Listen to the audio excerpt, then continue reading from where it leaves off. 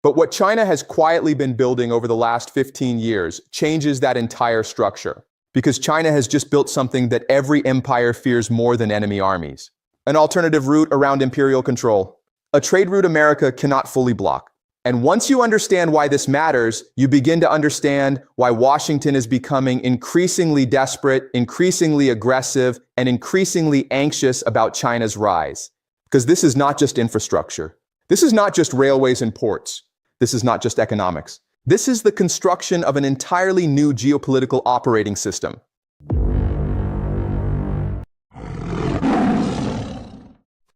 你有没有想过，世界地缘政治的格局正在发生一场悄无声息的巨变？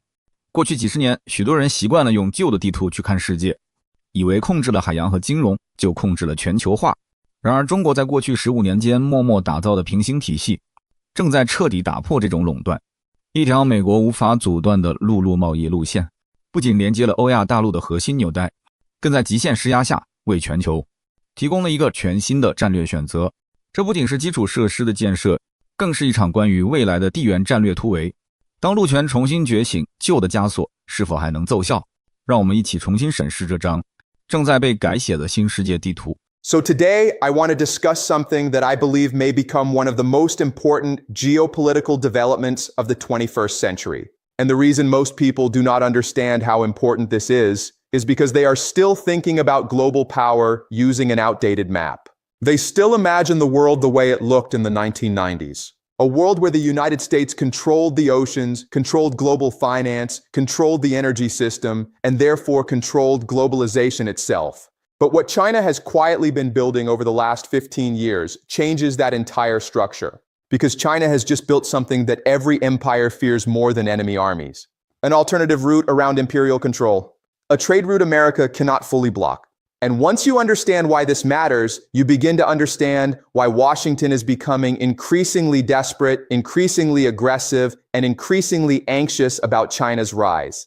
Because this is not just infrastructure. This is not just railways and ports. This is not just economics. This is the construction of an entirely new geopolitical operating system. Now let me explain the deeper historical pattern here because history is extremely important. Throughout history, every dominant empire controlled trade routes. Rome controlled Mediterranean trade. Britain controlled sea lanes. America controlled global shipping routes after World War II. This is how empires maintain power. Not merely through military force, but by controlling the arteries through which commerce flows. Because if you control trade, you control energy. If you control energy, you control industrial production. If you control industrial production, you control geopolitical influence. That has been the American system for nearly 80 years. The US Navy dominated the oceans. The dollar dominated global trade settlement. The SWIFT banking system dominated international finance. And because of that structure, America gained an extraordinary weapon: sanctions. Modern sanctions are not really economic tools. They are instruments of imperial enforcement. America can isolate countries from global finance, freeze reserves, pressure allies, block shipping access, control maritime choke points. This is why countries like Iran, Russia, and even China became deeply alarmed after watching what happened over the last 2 decades. Because they realized something terrifying. If your economy depends on routes and systems controlled by Washington, then your sovereignty is conditional. And China understood this earlier than most people realize. People think the Belt and Road Initiative was only about economic expansion. No, the Belt and Road Initiative was fundamentally about strategic survival. China looked at the map and saw its greatest vulnerability immediately. Nearly all Chinese trade passes through maritime choke points vulnerable to American naval power. The Strait of Malacca, the South China Sea, the Indian Ocean. In a conflict, the United States could theoretically disrupt enormous portions of China's external trade and energy imports. Chinese strategists call this the Malacca Dilemma. And for years, Washington assumed this vulnerability guaranteed long-term American leverage over China. But instead of confronting America directly, China did something much more intelligent. China started redesigning Eurasia itself. Rail corridors through Central Asia, energy pipelines through Russia, ports across the Indian Ocean, logistics hubs in Pakistan, industrial corridors through Iran, high-speed rail networks across the continent. At first, many Western analysts laughed at this. They said the projects were too expensive, too ambitious, too unrealistic. But they completely misunderstood what China was actually building. China was not simply building infrastructure. China was building redundancy against American containment. This is the key insight. The Belt and Road is not primarily an economic project. It is a geopolitical insurance policy.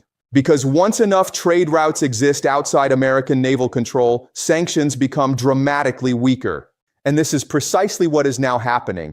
Let us take Iran as an example because Iran reveals the entire strategy very clearly. For years, America believed sanctions could economically suffocate Iran. Why? Because traditional global trade architecture heavily favored Western-controlled systems. But now China has helped construct alternative channels. Overland rail systems, local currency settlement mechanisms, energy for infrastructure agreements, cross-border logistics corridors linking China, Central Asia, Iran, and Russia.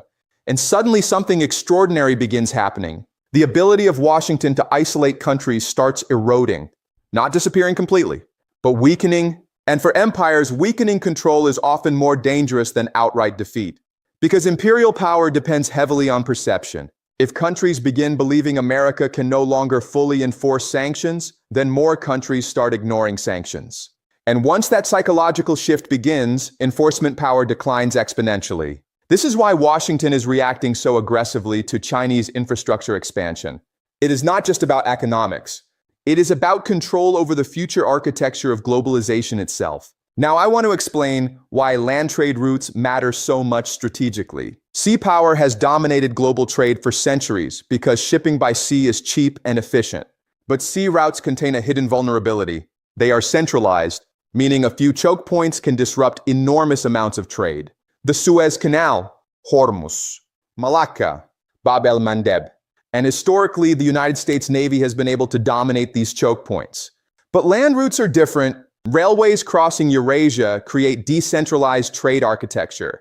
Pipelines create decentralized energy flows. Once enough overland redundancy exists, blockade strategies become far less effective. This is exactly why China invested so heavily in Central Asia. Western analysts often ignore Central Asia because the region appears economically small. But geographically, it is priceless. Central Asia connects China to Russia, Iran, the Middle East, and Europe without relying entirely on vulnerable maritime routes. That changes the strategic equation completely. Now add Russia into this picture. After Western sanctions hit Russia following the Ukraine war, something extremely important happened. Instead of collapsing economically, Russia accelerated economic integration with China. Energy trade increased. Alternative payment systems expanded. Cross-border infrastructure projects intensified. And this produced an unintended consequence for Washington. The sanctions designed to isolate Russia actually accelerated the construction of a parallel Eurasian economic architecture. This is one of the great ironies of modern geopolitics. Sometimes pressure accelerates the very systems designed to escape that pressure. And China learned an important lesson from watching Russia survive sanctions. The future belongs to countries capable of surviving disconnection from Western systems. That is now China's strategic objective, not immediate military confrontation with America. Strategic independence from American leverage. And honestly, that may be far more dangerous for American global dominance in the long run. Part 2. Now I want to explain why this new Chinese trade architecture could fundamentally transform the balance of global power over the next decade. Because what China is building is not just a collection of roads, ports, and railways. It is the foundation of a parallel world system. And empires become extremely unstable when parallel systems begin emerging outside their control. This is the deeper historical pattern most people miss. The British Empire did not collapse in one war. The Soviet Union did not collapse in one battle. Great powers weaken when they slowly lose monopoly control over the systems that sustain their influence. For Britain, it was industrial dominance. For the Soviet Union, it was economic sustainability. For America, it may be control over globalization itself. Because for decades, globalization functioned largely under American supervision. Global trade moved through sea lanes protected by the US Navy. Global finance moved through dollar-based systems. Energy markets depended on American security guarantees. That structure gave Washington enormous leverage over almost every country on Earth. But China's strategy changes the equation by reducing dependence on those systems step by step. And the most important word here is dependence. China understands that true geopolitical vulnerability comes from dependence on systems controlled by rivals. This is why Beijing became obsessed with supply chain security after the trade wars began. The Chinese leadership saw something very clearly. If America could weaponize finance, shipping, semiconductors, and energy access, then China needed alternative pathways for everything. Alternative energy routes, alternative banking systems, alternative technology ecosystems, alternative logistics corridors. This is what the Belt and Road Initiative is actually creating. Not merely connectivity, strategic resilience. And one of the most important parts of this entire strategy runs directly through Iran. Now, this is where everything becomes extremely interesting. Iran is geographically one of the most important countries on Earth. Look at the map carefully. Iran sits between Central Asia, the Middle East, South Asia, and access routes toward Europe. It borders the Persian Gulf. It connects to the Caspian region. It links east-west and north-south trade corridors simultaneously. For centuries, empires fought over this region for exactly this reason. Whoever influences Iran gains influence over continental trade flows. China understands this perfectly. That is why China signed massive long-term cooperation agreements with Iran despite American pressure. Energy deals, infrastructure projects, rail investments, industrial partnerships. Because China does not see Iran merely as an oil supplier. China sees Iran as a strategic bridge inside a future Eurasian economic system independent from American naval dominance. And this is what terrifies Washington. Because if China successfully integrates Iran, Russia, Central Asia, Pakistan, and parts of the Middle East into one connected economic network, then sanctions lose much of their power. Why? Because sanctions work best when there is no alternative system. The moment alternatives appear, enforcement weakens. Countries begin hedging, trade reroutes, local currencies expand, parallel banking systems emerge, and slowly the world begins fragmenting into competing economic blocks. This is already happening right now. Russia and China increasingly trade outside the dollar. BRICS countries discuss alternative payment systems. Gulf states are diversifying partnerships eastward. Asian powers are balancing between Washington and Beijing instead of automatically following American leadership. This is not the end of American power, but it is the gradual erosion of uncontested American dominance. And psychologically, that matters enormously. Because global systems often depend more on confidence than raw force. The dollar itself is powerful partly because the world believes in the stability of the American-led order. But what happens when more countries start believing there are viable alternatives? That is the real geopolitical revolution China is trying to create. A world where countries no longer fear complete economic isolation if they resist Washington. And honestly, from Beijing's perspective, this strategy is brilliant because it avoids direct military confrontation while slowly weakening the foundations of American leverage over time. China understands something very deeply about modern geopolitics. Wars between nuclear superpowers are extraordinarily dangerous and economically catastrophic. So instead of direct war, China focuses on long-term structural competition. Infrastructure, manufacturing dominance. Supply chains, energy security, financial diversification, trade corridors. This is why many American strategists are increasingly worried, because traditional military superiority does not automatically stop this process. Aircraft carriers cannot easily destroy rail networks spread across Eurasia. Sanctions cannot fully isolate countries connected through alternative systems. Naval dominance matters less if continental trade corridors continue expanding. And this creates a nightmare scenario for Washington. A world where America still possesses enormous military power, but declining ability to economically coerce major states. Historically, that is often the beginning of multipolarity. Now I want to discuss one final point because it may become the most important consequence of all. What China is building is changing how countries think psychologically about power itself. For decades, many nations believed resisting American pressure was impossible long-term. But China's rise changes those calculations. Countries now see another possibility. Not necessarily replacing America completely, but balancing against it. That psychological shift is massive, because once countries believe alternatives exist, they behave differently. Saudi Arabia behaves differently. Iran behaves differently. Russia behaves differently. Even European states increasingly hedge their positions carefully.